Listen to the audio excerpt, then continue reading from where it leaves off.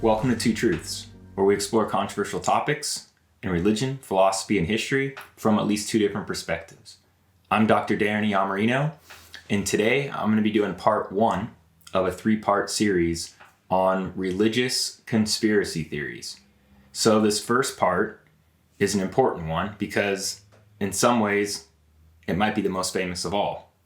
And it has to do with the Unholy Trinity. Now, the Unholy Trinity, I'm sure you've heard of the Trinity, right? With, Father, Son, Holy Spirit. The Unholy Trinity is sort of an inversion of these things. It represents Satan, the Antichrist, and a figure known as the false prophet. Where are these things really coming from, though? So we're going to look at that, and I have all the different references, and we'll go over them. And then see how these references have been grafted on to contemporary times and many points really throughout history. Hence the conspiracy theory aspect of this. So before I dive into the actual quotes from the Bible, just give a brief little overview of what the belief is here. The idea is that coming from the book of Revelation mainly, that Satan effectively empowers two individuals, two beasts, that are referenced in the book of Revelation. And one of them is supposedly from the sea, and that's sort of referencing more of the Antichrist. And then the other figure that Satan empowers is of the earth, and that's a reference to this false prophet. Now, the false prophet effectively helps to bring the remainder of the world together into worship of the Antichrist. And the Antichrist has sort of this new world order, at least that's the kind of conspiracy aspect, political, economic, and religious, with the help of the false prophet, agenda of basically leading people into incorrect, or false worship of a false god. That's the really, really short version. It all is going to relate to the post-rapture, end of days, 7 years discussion of tribulation and all this. So it's kind of fits into and is an integral part of this even larger belief and narrative, which has some scriptural support, for things like the rapture end of days, but minimal scriptural support. A lot of this stuff is probably more known from popular media, book series that have been bestsellers, or movies. And it's really popular in sort of the non-denominational Protestant or evangelical type churches. You might find some of this sort of rhetoric coming up, right? Or end of days type speculation in preaching. So with that little intro, let's look at some of the primary source texts for this and sort of break it down. Most of it's coming from the book of Revelation, chapter 13. So Revelation 13, chapter 1, I'm going to read through this and then stop at points and we'll kind of break stuff down. So here's the beginning of this quote. "And I saw a beast rising out of the sea with 10 horns and 7 heads, and on its horns were 10 diadems, and on its heads were blasphemous names. And the beast that I saw was like a leopard. Its feet were like a bear's, and its mouth was like a lion's mouth. And the dragon gave it his power and his throne and great authority. One of its heads seemed to have received a death blow, but its fatal wound had been healed. In amazement, the whole earth followed the beast. They worshipped the dragon, for he had given his authority to the beast. And they worshipped the beast, saying, 'Who is like the beast, and who can fight against it?'" So let's stop right there for a second before we go into this next round of stuff about this first beast, its sort of Antichrist figure. For one thing, they're not saying Antichrist here, are they? They're talking about a beast. So there's that to take into account, right? The language sounds pretty weird. They're talking about dragons, beasts, heads, horns. This is going to be our initial maybe struggle. It's extremely cryptic and symbolic, right? Language going on. Now, the typical viewpoint is that the dragon is Satan, okay? And the dragon's referenced earlier in chapter 12, but we're not going to go through all that. So the dragon, basically as Satan, has empowered the Antichrist on this view, and more than just empowered him, heals him from what should have been a death blow, mortal wound. And that's a big moment, because that is believed to like help coalesce the faith, I guess, for lack of a better term, in this like, Antichrist figure, and also in Satan, right? So that's sort of a little bit of the gist of what's happened here. We can read the remainder of the section of this that's referencing the first beast. The beast was given a mouth speaking arrogant and blasphemous words, and it was allowed to exercise authority for 42 months. It opened its mouth to speak blasphemies against God, blaspheming his name and his dwelling, that is, those who dwell in heaven. Also, it was allowed to wage war on the saints and to conquer them. It was given authority over every tribe and people and language and nation. And all the inhabitants of the earth will worship it, everyone whose name has not been written from the foundation of the world in the book of life of the Lamb that was slaughtered. Now, that doesn't give us a whole lot cryptic. It's interesting that it talks about exercising authority for 42 months. So it's really in this like pretty tight time window when all this stuff's going to be happening in the end of days sort of period. And this idea of waging war on the saints is intriguing, especially the fact that it says it will conquer them. Sounds a bit disturbing, to say the least. All the inhabitants remaining on the earth are going to apparently sort of be compelled to believe in what he, presumably, or she, is stating, and trying to get everyone to basically convert to these new ideas that are being pushed, right? So there you have it. That's sort of like the Antichrist piece on this view, right? But we got to talk about the second beast, because this is the unholy trinity that we're looking at. So we had Satan, Antichrist. Now what about this false prophet figure? This is still Revelation chapter 13, continuing on. Now we're at verses 11 through 18.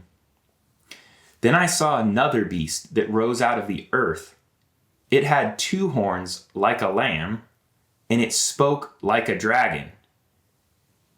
It exercises all the authority of the first beast on its behalf, and it makes the earth and its inhabitants worship the first beast, whose fatal wound had been healed. It performs great signs, even making fire come down from heaven to earth in the sight of all. And by the signs that it is allowed to perform on behalf of the beast, right, it deceives the inhabitants of earth, telling them to make an image for the beast that had been wounded by the sword and yet lived. Right? And it was allowed to give spirit or breath to the image of the beast, so that the image of the beast could even speak and cause those who would not worship the image of the beast to be killed. Also, it causes all, both small and great, both rich and poor, both free and slave, to be given a brand on the right hand or the forehead, so that no one can buy or sell who does not have the brand. That is the name of the beast, or the number for its name. This calls for wisdom. Let anyone with understanding calculate, the number of the beast, for it is the number of a person. Its number is 666. Wow, compelling stuff, right? We've all heard about a bunch of that before. Mark of the beast, 666. all these things that are sort of infamous. Multiple things that I want to break down there, all right? First of all, here we've got the weird imagery again. It's got, two horns and speaks like the dragon, basically, because it's essentially this figure is also like possessed by Satan, we could say. Exercising all the authority, right, that the first beast has, but still underneath, kind of, it seems, right? Because trying to get people to worship this first beast. Bringing down fire from heaven could be any number of various things, right? If you wanted to try and bring it into the real world. I mean, who the heck knows, right? Meteor showers, stuff with satellites, missiles, right? Any of that stuff sounds like it could fit in of fire from heaven. Probably missiles and bombs, most likely, right? But I think the parts that is the most interesting by far to me from this is that they basically create like a hologram, maybe. It's unclear what it is. An android or a hologram, something like this. A living cult statue, I don't know, something like this, of the first beast. I think that's very intriguing because my personal fear is that a lot of these powerful cult leaders in the 21st century, and I've talked about this in some of my other videos, there is nothing now stopping you from having a ton of material recorded on YouTube or wherever else, all your social media, building up a very robust profile of what some individual is like, their way of speaking, their vocabulary, personality, beliefs, all that. Taking that, when they die, plugging it into a digital avatar with the latest AI, and it's essentially like they're almost still there. And I think it's really fascinating because they talk about the beast being almost killed, like mortally wounded, yet brought back to life. And everyone seems to really talk about this as like a real thing. Like, they're not dead. The Antichrist is not dead. I think it's fully plausible on this account. If we're wild speculation, that the first beast is dead, not brought back even, and hence why you even have a second one. Why do we really even necessarily need a second one? This second one very well could be utilizing something like what I'm talking about: holograms, digital avatars, speaking about our time, right? And things that could be done. And also why people might be suspicious of that. And then he's forcing them to basically worship or die. So that's the other thing. He kills basically people, okay? For not adhering to this. And the whole 666, we'll get into on the back half of this video. It does say calculate the number. So probably gematria involved, this Kabbalistic technique, right? Something like this of converting 666 to a person's name or something like that. That's a possibility. Don't know for sure. Could be something else, but it does say calculate, which seems to suggest that, right? Now, last thing here is you can't do business. They make that part pretty clear. So you're not allowed to engage in commerce if you don't have this brand on your hand or forehead, which many people have freaked out about, microchipping and all this related to it. Last thing to say on this, in sort of wrapping up the Unholy Trinity in terms of the main quotes from Revelation. In 1920 of Revelation, it states, "And the beast was captured, and with it the false prophet who had performed in its presence the signs by which he deceived those who had received the brand of the beast and those who worshipped its image. These two were thrown alive into the lake of fire that burns with sulfur." Now, this part right here is interesting because it basically seems to negate what I just said about, it's all just a hologram, you know what I mean, type of thing. because it says that it throws both of them alive. Now, maybe this still wouldn't discount some sort of, android type thing, something that effectively looks to be still living, right? And the language wouldn't really exist to articulate that kind of at the time. So there you have it. There's one other critical piece here. Revelation is written from the year 90 to 95, approximately in there. Very end of the first century. So it's extremely late in terms of sort of canonical material, all right? Which is almost exclusively all first century CE texts. But the other text that's brought up as support for this whole unholy Trinity, specifically the Antichrist, is going to be 2 Thessalonians chapter 2, right? Verses, really, you could probably limit it to like 3, verses 3 to 12. So I'm going to read that for you because this is about another figure that does sound similar to what we were just talking about. So here we have something that's from a much different time period, though. That's what's relevant. 2 Thessalonians is like 51, 52 CE. So it's like a 40-something year gap between these two texts, which is very important. And I think people should be aware of that fact, that they're written by different people at different time periods, presumably for slightly different communities. But let's look at this. Let no one deceive you in any way, for that day will not come unless the rebellion comes first and the lawless one is revealed, the one destined for destruction. He opposes and exalts himself above every so-called God or object of worship, so that he takes his seat in the temple of God, declaring himself to be God. Well, that's important. Right? Do you not remember that I told you these things when I was still with you? And you know what is now restraining him, so that he may be revealed when his time comes. For the mystery of lawlessness is already at work, but only until the one who now restrains it is removed.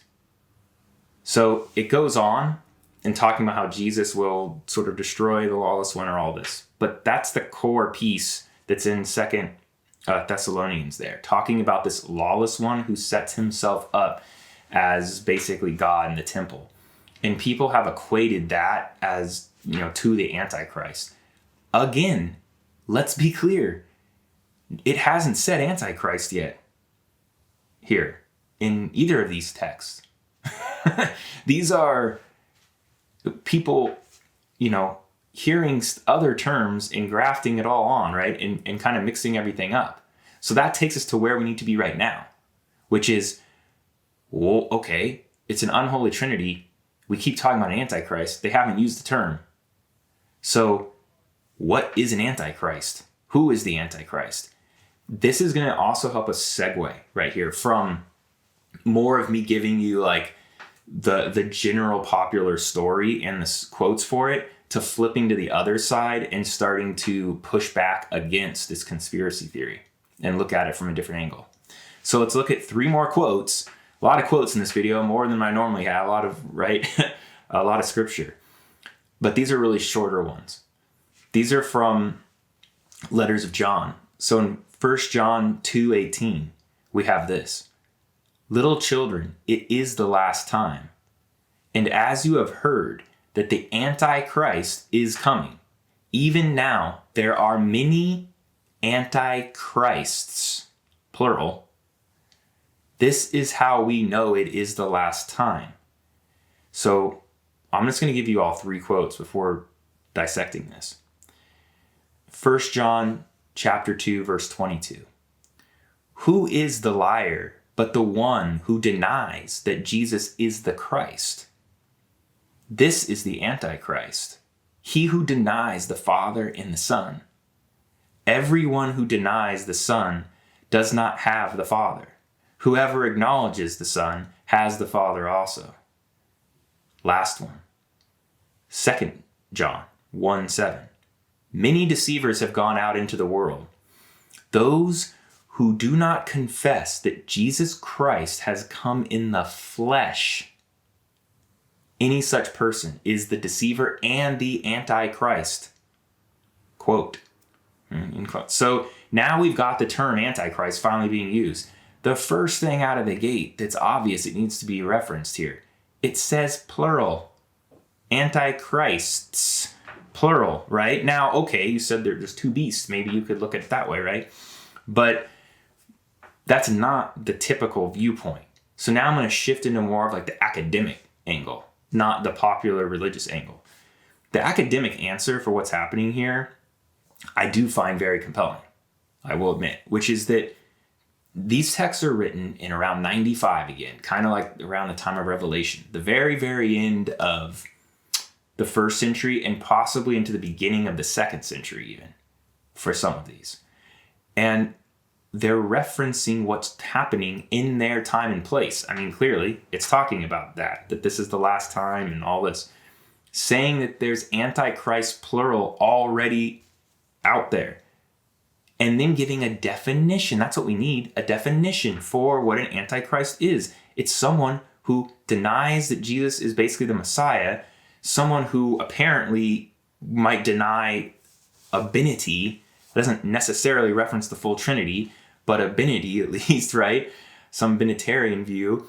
And then someone, most importantly, who denies the Incarnation. Because there are people who are doing all of those things at that time. In fact, they're growing very quickly in popularity. They are specific forms of Gnostic Christianity, right? Or even Jewish Christians in a different way. So just to stick with Gnosticism, they do have a docetic viewpoint, okay? A docetic viewpoint means that it means in Greek to seem so, or seem like. So the idea is that it only appears to us or seems like Jesus is here in the flesh, in a body, but really it's some sort of, hallucination that we're seeing. Or he's here in a spiritual body only, not in a flesh body. But that goes now completely against what's going to become the Orthodox viewpoint, right? Of him being fully human, fully divine. So it's a major, major sticking point. And the authors, right, of these texts are pushing back on that view heavily. This anti sort of incarnation, anti-resurrection, anti-Messiah, maybe even type of viewpoint. Or maybe even anti-Trinity. All this stuff they're trying to push back on in the late 90s of the first century, which makes perfect sense because historically we're well aware that is like the movements that are growing, right? And there's other texts, but I'm not going to get into in the New Testament, where they talk about like people pushing Jewish myths and stuff like this, which are basically referencing Jewish Gnostic reinterpretations of important texts. So that's the scholarly answer, is that Antichrist is plural. There are lots of them out there. And it's basically referencing someone who's denying these core doctrines, right? And I think that's pretty compelling. I certainly am on that side. I'll say that much. Now, to jump back to the bigger issue of this like unholy trinity and a conspiracy theory and all that, here's where it really becomes conspiratorial, is when it's like you have a perfect framework here coming from the holiest scriptures, right? Where the majority of the world is, fascinated and compelled by these texts, which means that you can now plug in any figure you want through history. Doesn't matter if we want to plug in Hitler, Vladimir Putin, or Trump, or Obama, or, the Clintons, or pick a time period. 1600s, 1500s, they could all do the same sort of thing. And that's why it's sort of the ultimate conspiracy theory, is that it's not that hard to find a way to fit someone, right? Or graft them onto, you're the beast of the sea or of the earth, right? Because you did X, Y, or Z. And that's what's happened. And it continues to happen I personally have been called the Antichrist at conferences and stuff before, just for talking about something that people just didn't, it was against their personal opinion on something. It's just this term that's a label that's thrown on people to try to, right, like an ad hominem attack. I'm just like shut you down and by your character or something like that. That's sort of what it's become in common discourse in the contemporary world. Right? So I don't know. I don't particularly find it to be that interesting or compelling. I do still think that in terms of revelation, there's reasons to be doubting what's going on in this text. So for one, it's written in poor Greek compared to like the Gospel of Luke or some of Paul's letters. The quality of the Greek, whoever's really writing it down, whether it's John or not, it's not great. And it's so cryptic and symbolic that you could have infinite interpretation, which is a real problem. Further issue is that there were other books of Revelation, like the Shepherd of Hermes, that were considered authoritative by many people in the 2nd century and stuff, that was very popular. And it doesn't agree always with the book of Revelation. So, there are a lot of reasons to be concerned about this.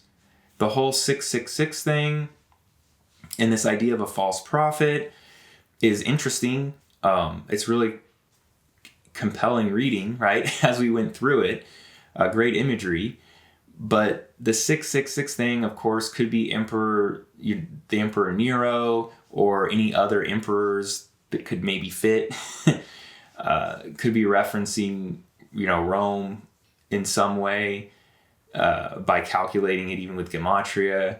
So I don't know. I think that it's dangerous for people to take these materials and try to use them as a fire and brimstone scare tactic to get people to attend your church and give donations.